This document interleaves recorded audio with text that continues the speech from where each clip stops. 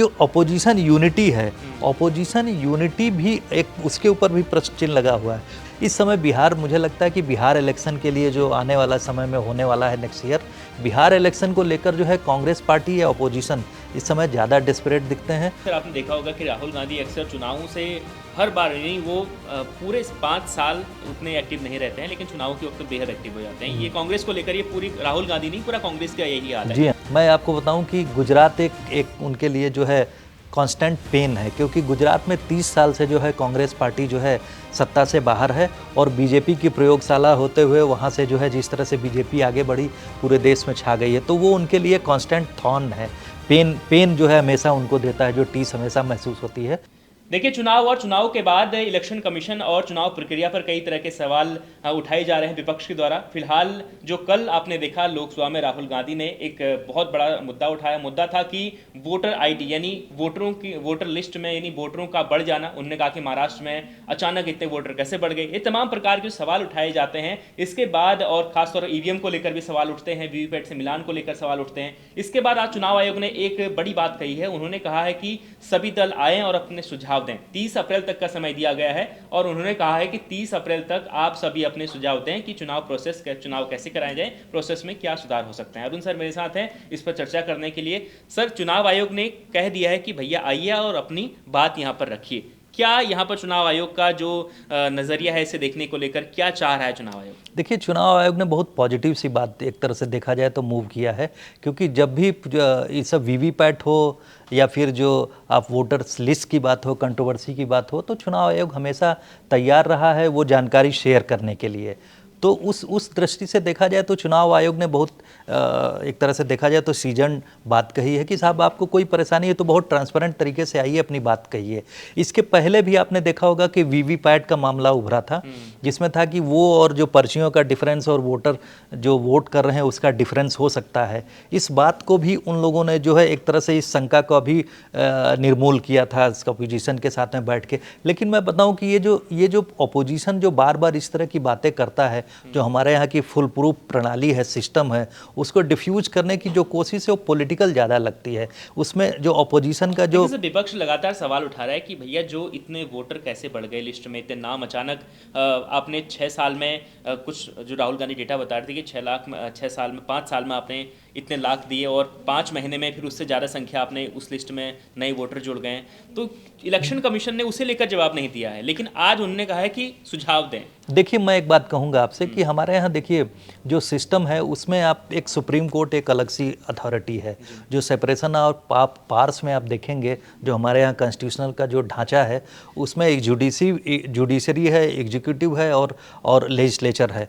तो उससे रिलेटेड तीनों की जो अगर उसमें बैलेंस बना हुआ, अगर उनकी इस तरह की समस्या हो तो लोग पहले भी सुप्रीम कोर्ट जा चुके हैं। इलेक्शन से रिलेटेड जो शक और जो शंकाएं हुआ करती थी कि साहब जो ये जो फैक्ट नहीं है, इसमें उनका शक हुआ करता था। पिछले इलेक्शन के बाद भी हुआ था ये बात, और इवन जो अभी भी शंका चल रही है महाराष्ट्र इलेक्शन के बाद से, ये थोड़ा सा मैं देख रहा हूँ कि ये इस तरह की बातें ज़्यादा उठनी शुरू हुई हैं। चूँकि लोकसभा में आपने देखा होगा कि इंडिया ब्लॉक और अपोजिशन के फेवर में मैंडेट आता हुआ दिख रहा था, जो कि स्कटल हो गया। जो कि आपने देखा उसके तुरंत बाद जो हरियाणा का इलेक्शन हुआ या उसके बाद जो महाराष्ट्र का इलेक्शन हुआ और दिल्ली का चुनाव हुआ, तो चूंकि यहाँ पर फैक्टर्स बदल गए उस तरह से आपने देखा। हम लोग अगर पॉलिटिकल बात करें तो इंडिया ब्लॉक भी एक नहीं रह गया, तो उसमें ही चिंक हो गया। उनका सबसे बड़ा घटक जो है आप देखेंगे कि तृणमूल जो है अब बंगाल में ही नहीं घुसने दिया, और तृणमूल कांग्रेस और जो समाजवादी पार्टी जो है दिल्ली इलेक्शन में आम आदमी पार्टी के साथ चली गई। तो जो अपोजिशन यूनिटी है, अपोजिशन यूनिटी भी एक उसके ऊपर भी प्रश्न चिन्ह लगा हुआ है। तो उसके बीच का जो मुझे लगता है कि जो पॉलिटिकल रीजन ज़्यादा है। अदरवाइज आप अगर महाराष्ट्र इलेक्शन की बात करेंगे तो महाराष्ट्र में जो नैरेटिव सेट हुआ, उस नैरेटिव के जवाब ने जो है बीजेपी ने जिस तरह से ये स्ट्रैटेजी अपनाई, वो एक ज़्यादा दूसरे ढंग की स्ट्रैटेजी जो कॉन्क्रीट हुई और धरातल पर उतरी और उसका इम्पैक्ट दिखा। इस समय बिहार, मुझे लगता है कि बिहार इलेक्शन के लिए जो आने वाला समय में होने वाला है नेक्स्ट ईयर, बिहार इलेक्शन को लेकर जो है कांग्रेस पार्टी या अपोजिशन इस समय ज़्यादा डेस्परेट दिखते हैं।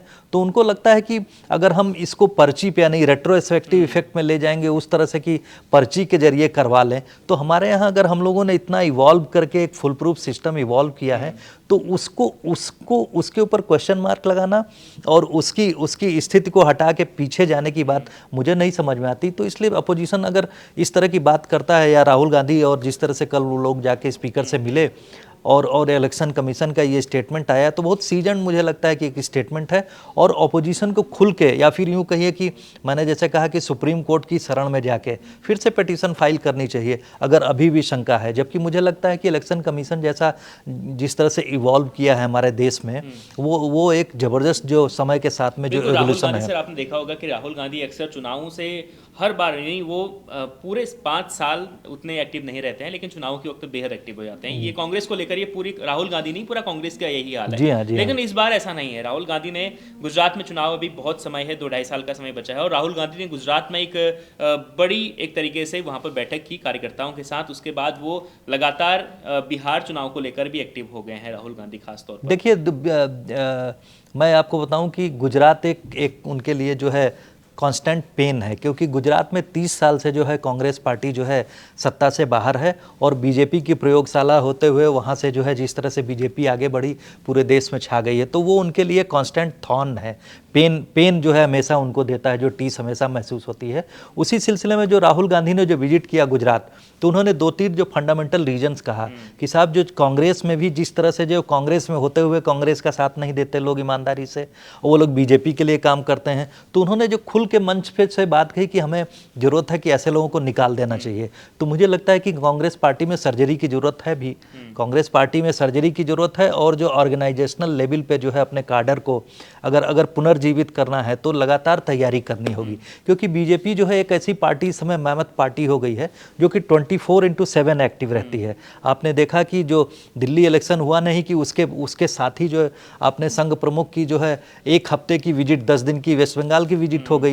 वेस्ट बंगाल में इलेक्शन अभी बीजेपी के लिए वेस्ट बंगाल अभी भी एक बड़ी चुनौती है। जी हाँ, तमाम कोशिशों के बावजूद वेस्ट बंगाल में बीजेपी अभी ममता का जो किला है उसको नहीं ढहा पाई है। क्या तो वो, लेकिन एफर्ट चल रहा है। उन लोगों का मेजर अपोजिशन में वो लोग हैं, उनके जो तकरीबन 9 एमएलए जो है उसके बाद डिफेक्ट हो गए हैं।